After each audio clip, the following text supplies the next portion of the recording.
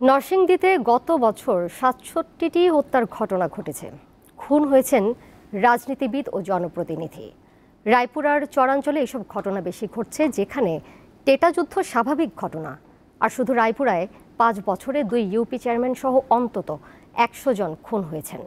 স্থানীয়দের অভিযোগ, রাজনৈতিক সদিচ্ছা না থাকায় হত্যার সংস্কৃতি থেকে বের হতে পারছে না রায়পুরার মানুষ।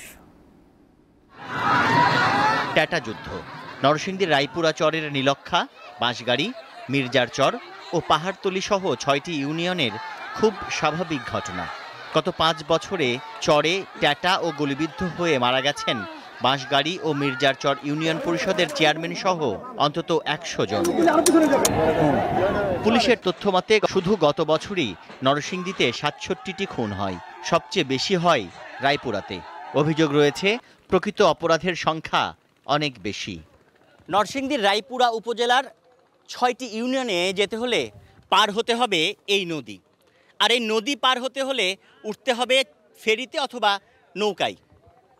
সড়ক যোগাযোগ ব্যবস্থা না থাকায় বেশিরভাগ অপরাধ কিংবা হত্যাকাণ্ড হয় এসব চরে। কিন্তু কেন এসব অপরাধ বা হত্যাকাণ্ড তা জানতে আমাদের গন্তব্য সেসব এলাকায়।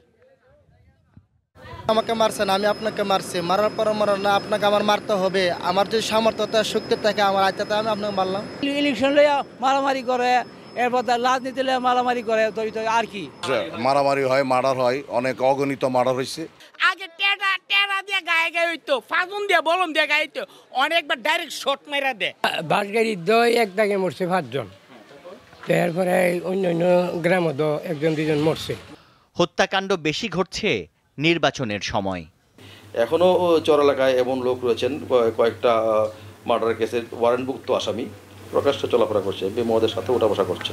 দুই দলকে উস্কে দেন, সেখানে মারামারি হয়, তাদের মামলা মোকদ্দমা হয়, তদবির হয়।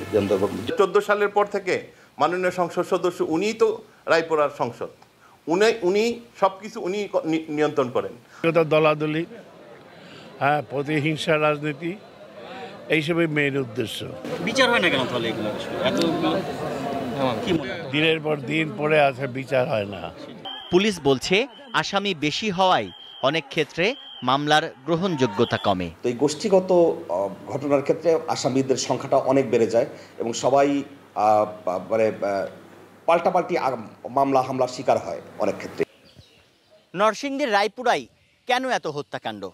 সামান্য বিরোধ থেকে হত্যার সংস্কৃতি থেকে বেরিয়ে আসতে চান এই এলাকার মানুষ। বলছেন শুধুমাত্র রাজনৈতিক সদিচ্ছাই পারে এই এলাকার মানুষের শান্তি প্রতিষ্ঠা করতে।